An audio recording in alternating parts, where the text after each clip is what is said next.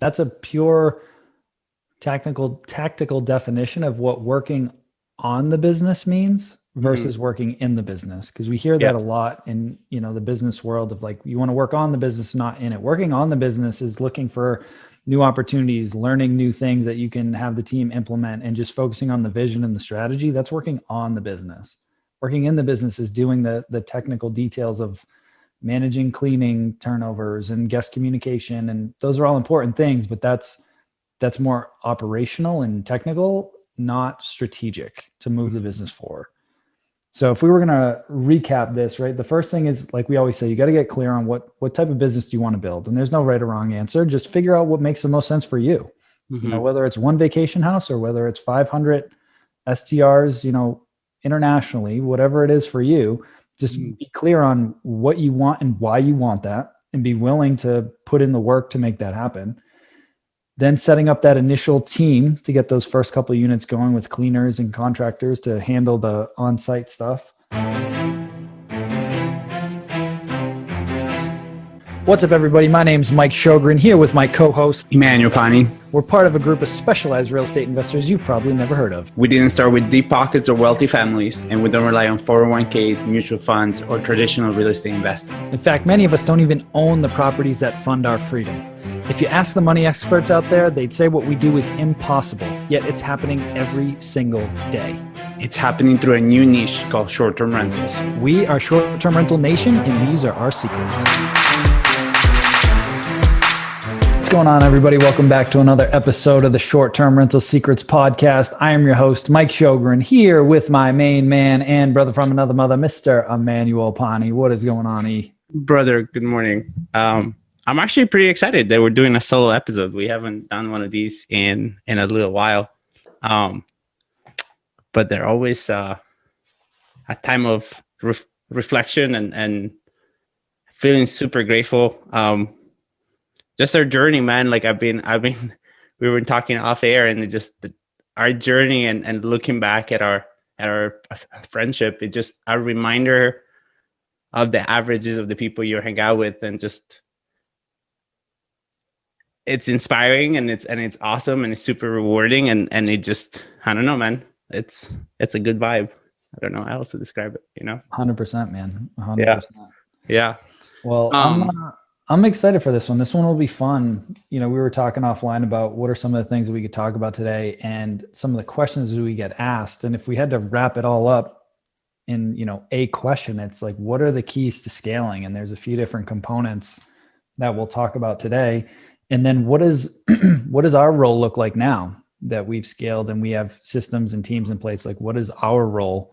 And what is the role going to be for a listener as you scale up, and you have the revenues to support a team and you build an organization.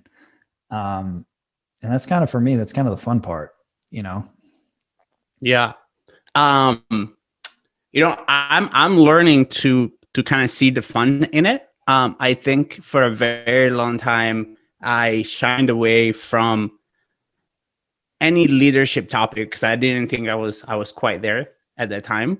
And now looking back, it's just realizing that my operating system was not upgraded to seeing myself in that position, right? So for a very long time, I was still of the opinion of being a good little soldier that had to work in the business.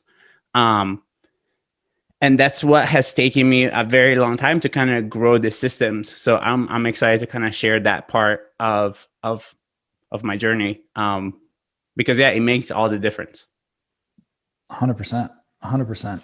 So let's kick things off, kind of going back. If somebody that's new, what are some of the tools that they need to put in place at the beginning in order to start preparing themselves for growth, thinking with the end in mind?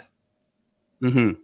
Yeah. I think in my personal experience, the best part, and it's what you say on Clubhouse often, right? It's what's your goal, right? Like, what do you want? And really being crystal clear on the life that you want to live. Because I always had a vision for what I wanted to do, but there was not a vision of how I was going to spend my days in it, right? So what I end up doing is doing a lot of things that other people could do, just to keep myself busy. Because so first things first, right? You need a team. So regardless of how you planning on scaling, even if you're not planning on scaling at all, you just want one property that's going to be a vacation home for you or your family, you still need a team, right? And that's where I focused at the beginning. A lot of my energy was focused on the things that I didn't want to do, which was the cleaning. I'm not going to be doing that. And then getting myself out of the day-to-day maintenance and checking the units and making sure that the units are ready. So those were really the first things that I did at the beginning. My issue is that that's all I did for a very, very long time, right? So I've been operating this business now for the past 10 years.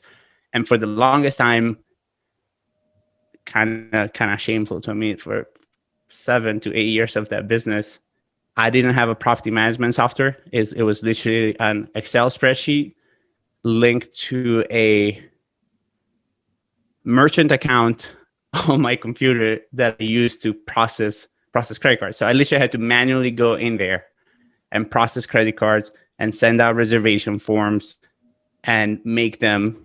And then I literally email people PDFs, and I have to still print them out and fill them in my pen and scan them back or like fax them back to us, right? To tell you like how not streamlined my business was. Right.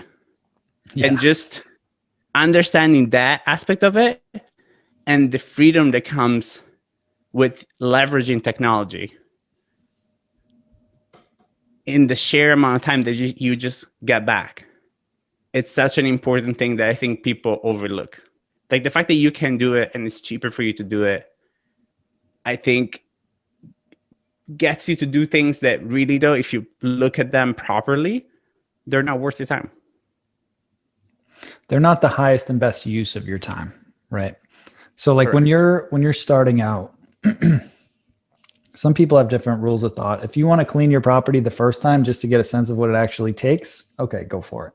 Mm-hmm. But after that, you're going to want to have some type of professional cleaning team or a couple people that you can rely on. I prefer to work with cleaning companies because, again, if the main cleaning person is sick or they're on vacation or whatever, there's other people in the company that can go and get the property cleaned. Mm-hmm. And the same thing goes for yourself. Like if you were relying on yourself to clean the property as a little side hustle, what if you get sick? What if you get the flu or COVID or whatever, and you physically can't do it anymore? You're screwed, right? Mm-hmm. So again, it goes back to figuring out what your goal is. For most people, they either want to have a vacation house that they can use whenever they want, or they want to create some type of passive income. Well, it's not passive if you have to go and clean it and maintain it and do everything else like that. So I totally agree. Getting a good cleaner, you can find a local contractor, like a handyman, handywoman type of person on a site like a Thumbtack or a handy.com or mm-hmm. TaskRabbit or anything like that you can use to find quality contractors in your area that can kind of be your boots on the ground and take care of any maintenance stuff for you. Okay. Yeah. Now, I think that's pretty much it for what you need from a team initially, like when you get rolling, right? Maybe a mm-hmm. photographer to take the pictures. Don't take the pictures yourself. Don't use your cell phone. Hire a real estate photographer or an architectural photographer to go and take quality pictures of the listing. But then from a technology standpoint, you touched on it a little bit. You're going to want some type of PMS or channel manager that can start to streamline process for you. So let's just say you're just on Airbnb, right? When you're getting started, just as an example, you're still going to want some type of technology that can automate the messaging for you. And I know they're starting to work on incorporating that right on the platform. There are a bunch of them out there. I've used Smart B&B. I've used Hostfully. I've used Guesty. We've had Uplisting on as well. There's a lot of different PMS systems out there that you can use, but you're going to want to get one for sure, especially if you're preparing to scale. So you want to get on one of those. That way you can start to send all those automated messages. So when somebody books, you send a booking confirmation, you send check-in instructions. You check in with them automatically after they get into the property. Hey, how are you settling in? Is everything up to your expectations? We want to make sure we give you a 5-star experience, all that stuff. You send them the checkout instructions. You can automatically review them. You come up with pre-templated reviews that you can use. It'll automatically follow up with them for a review if they don't review you. You know what I mean? So it takes a lot of that guest communication out of the equation, because that can become a full-time job in and of itself very quickly. Then you're going to want to use some type of pricing tool. So a lot of people say, oh, I'll just use Airbnb smart pricing. I have found that you're going to be about 30% below what you should be if you use Airbnb smart pricing. Okay. Like you just will. If you think about what they're incentivized to do, they're incentivized to get more people to book on their platform. So how do they do that? They get good properties from hosts like you, and then they encourage you to charge less to make it more attractive for people to book on their platform. Right. So they're not exactly incentivized to get people to charge more on their platform. So you want to use a third-party site like a Price Labs or a Wheelhouse, something like that, that will automatically update your rates for you every day to maximize your profitability. From a cleaning standpoint, I was a big fan of Turnover B&B when I got started. It made managing the whole cleaning process very easily, helped me find cleaners. It helped me anytime I got a booking, it would automatically notify my cleaners, and then they would just go in and accept that booking, and I knew we were good. Then when they get to the property, they check in on the app. They can follow a checklist that I set up in the app. They let me know when they're done. They can send me photos of everything through the app. Like it made that whole turnover process very simple. And then you can train your cleaners to make sure that they're looking for any damaged items or any maintenance issues, so that they can let you know, and then they can either call the handyman or you can call the handyman, handywoman to go take care of any maintenance for you. Yeah. So and I think for me, what I realized over time with the technology, and I'm saying this for our listener that may be technology resistant, because I think that's a thing out there, right? Like there is that whole overwhelming feeling when you have to put a new system in place or upload your listing into a thing and onboard into a new platform like Hostfully or Guestly, right? Like we have this feeling that it's going to be a nightmare or it's going to be complicated, or at least I know that I did. But it's really reframing it in the spot is that you're creating yourself, one, freedom, but two, you're creating a consistent experience for your guests without you being involved in it. Because obviously, like what Mike's saying, for you to send all those messages yourself, even if you have templates, right? Because for a very long time, I didn't use any of those things. So what I did have was a Word document with templated emails that I would just copy and paste from. And I knew it was a new reservation, a confirmed reservation. I would just copy and paste it. And that would save me time. But there was still the time of me going and physically having to do it.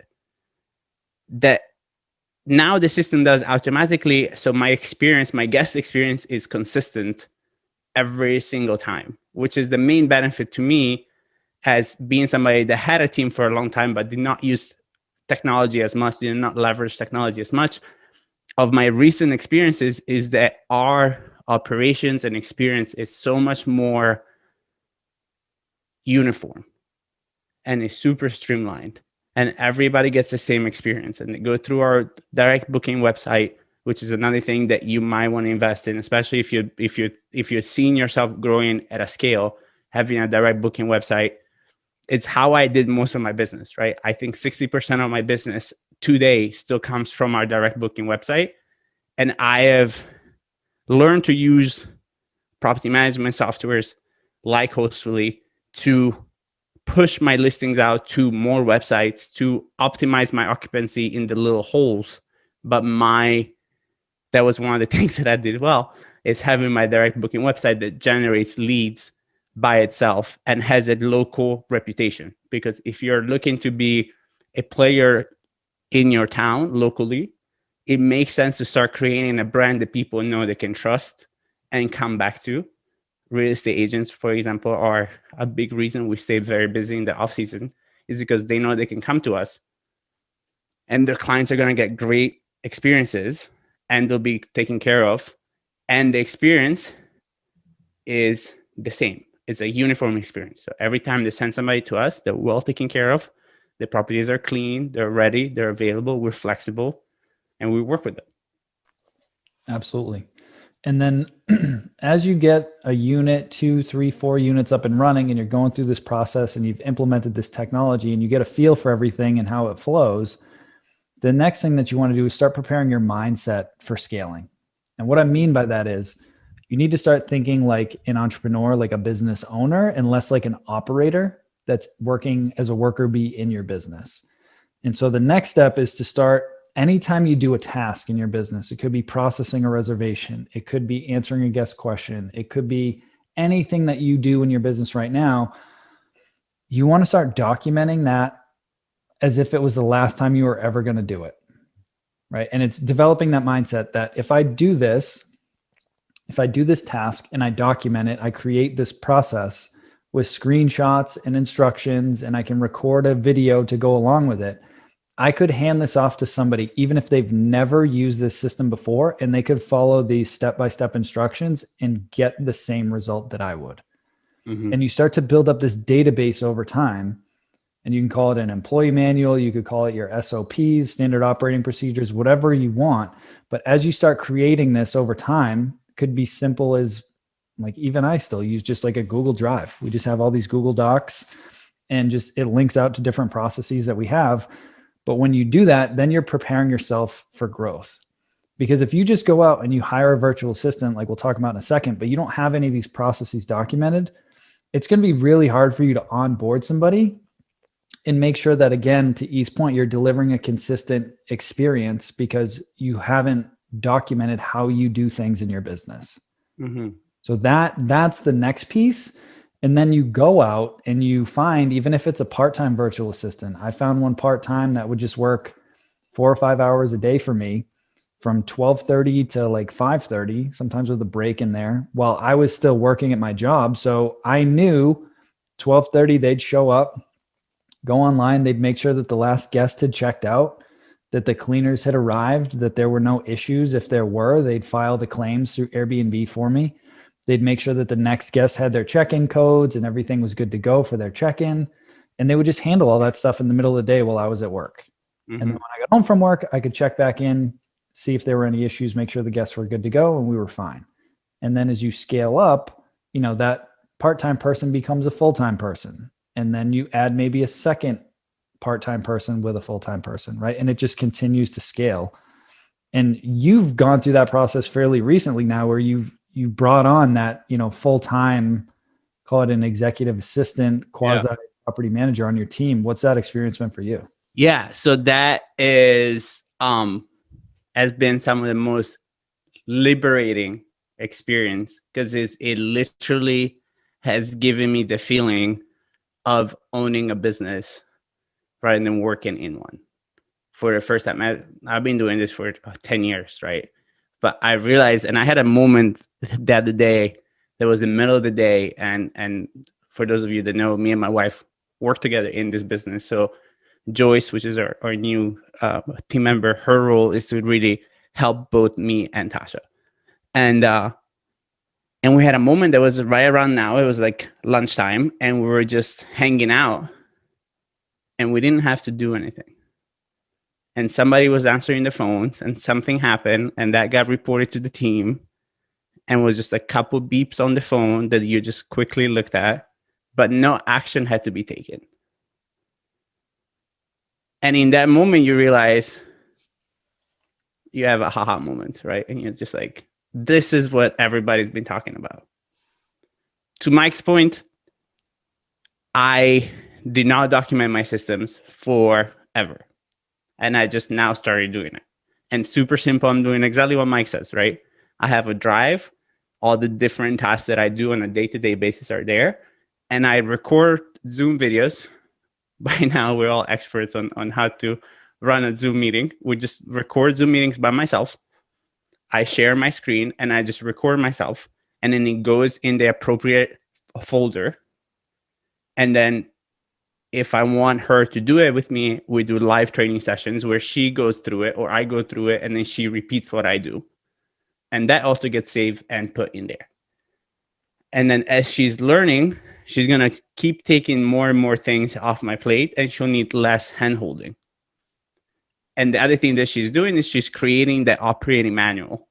And all she's doing is she's going through the videos, watching them, and then creating a process that is gathered from those videos that then somebody else can just look at it, or somebody else that she can train and look at it, and she'll know exactly how to do it because she did it. And guys, it's not that expensive. And if you really calculate the freedom of time that you're getting and what you should then be focusing on, which is something else that we want to get into, that's your return of investment. It's not just the fact that you're paying somebody. What you should really be focusing on is, one, what you're not doing, and two, what you are spending time doing and what the return of investment is on your time. Yeah, 100%. 100%. It's definitely a very liberating feeling. And, you're following the process now, you're onboarding them. That's the other thing. You just want to make sure that you're setting aside that time to onboard and trade them and kind of hold their hand through that process. Mm-hmm. But eventually that shifts, and then they can start to go out on their own, and then they start taking the initiative, and it becomes really cool. And so at that point, the question becomes, what should I be spending my time on? And I know for me, a lot of what I spend my time on now is focusing on the culture of the company. And a lot of people talked about that, especially in school and, different business people. And I never really understood it. I was like, okay, cool. Like I understand what culture means, but I didn't really understand the value of it or how to create it. But when I hired a business coach about 6 months ago, he came in and really helped me with this.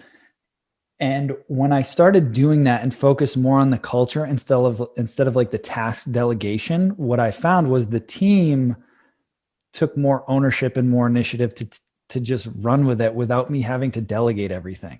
And we just created this culture of like a very collaborative team environment where we all own our stuff. And if we need help with something, we reach out to other members on the team to help us get it done. So we're all working as a cohesive unit.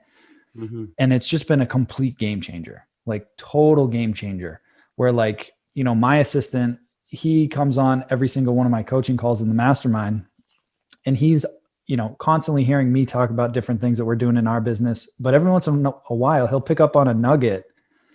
And like he started taking initiative and reaching out to some of my cleaning companies, asking them if they had leads for other properties, right? Because we were talking about that on some of the mastermind calls. I didn't ask him to do that. He just started going out and doing that. Mm-hmm. And just, we got a couple of leads out of it, right? Just from him taking that initiative. And he thought of that idea, and then he went out and ran with it. Mm-hmm. So when you focus on creating that culture and setting up, I want to say it the right way, but it's almost like it's not my business, it's our business, and giving the team that feeling that like we're building this together, and it creates a much more fun environment. That's the beauty of a quote unquote like startup. It's just a different culture. It's a different environment, and people feel like they own it, and they're more willing to drive the results. So now I just focus my time on that. Like we've got our weekly team meeting. I make myself available to everybody on the team if they need me or if they have any questions. My job is to just remove any roadblocks from them and let them do their thing. Mm-hmm. And then my time is just focused on building new relationships, doing marketing, going out, meeting new investors, looking at potential, future deals to continue to grow the business. So my role is primarily business development and culture. Yeah, I love that. Also, because I think what's often overlooked, and I think it's been a team for everybody that we've had on the show that has been able to create a great team and great culture, it's really the fact that if you're able to create a culture where you appreciate the people that work with you and you empower them to be able to do things on their own, and you understand that doing things on their own, even if they're the wrong things, should be rewarded. And you understand that you're really a coach when it comes to like owning a business, and understanding that in the way you create culture, you also are a coach in helping people understand what their limiting beliefs are and leading by example, right? Because the other thing that has happened, I've told this to Mike last week, It's since Joyce has been on the team, I feel the need to work harder because I need to show Joyce, first of all, how we normally operate, right? And then I feel responsible to like show her the ropes, show her the team, show how we're doing it. And the other thing that I realized lately is that as a business owner, for you to spend time planning and reviewing and assessing, it's not a waste of time. That is your job as a business owner. And I think we have kind of fallen into this trap that like time for reflection, it's a waste of time. But in reality, when we are business owners and we're focusing on working on the business instead of in it, that time is gold, because that's what really creates the vision, and that's what really empowers you to build this business, then empowers your team underneath you. So really owning the fact that like time for self-reflection and time for appreciation and time for being creative is actually your duty as a business owner and as a leader. And the other thing I spend a lot of time on, it's learning, because that's one of the beauties of having time, is we can go out and learn new things that then we can bring on the business, in the business, and help us make more money or just live a better life, right? So spending time learning about Facebook marketing or email marketing or newsletters or creating content for those newsletters, of meeting new investors or understanding new ways of leveraging money or creating business structures. That's what I see myself spending a lot of time on as the team keeps growing. And I think that is our duty as business owners, is to continuously embrace that culture of like growth and learning, because that ultimately gets trickled down to our team. Yeah, I love it. And that's that's a pure tactical definition of what working on the business means versus working in the business, because we hear that a lot in the business world of like, you want to work on the business, not in it. Working on the business is looking for new opportunities, learning new things that you can have the team implement, and just focusing on the vision and the strategy. That's working on the business.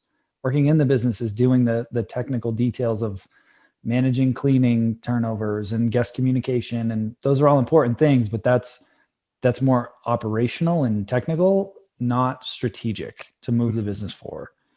So if we were going to recap this, right, the first thing is, like we always say, you got to get clear on what type of business do you want to build. And there's no right or wrong answer. Just figure out what makes the most sense for you. Whether it's one vacation house or whether it's 500 STRs, internationally, whatever it is for you, just be clear on what you want and why you want that, and be willing to put in the work to make that happen. Then setting up that initial team to get those first couple of units going with cleaners and contractors to handle the on-site stuff, implementing the different technology from the property management system to the pricing tools to the turnover management system, things like that. And then you start to build up the team as your revenue grows.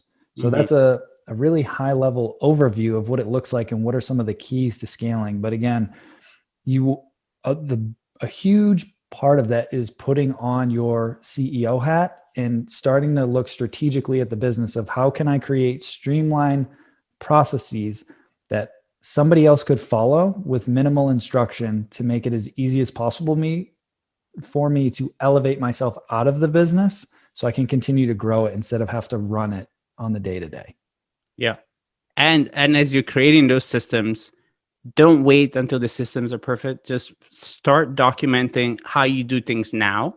Because that's the other thing, right? When you bring on somebody to help you, may it be a local person or a VA, the only thing you can teach them is how you've been doing things.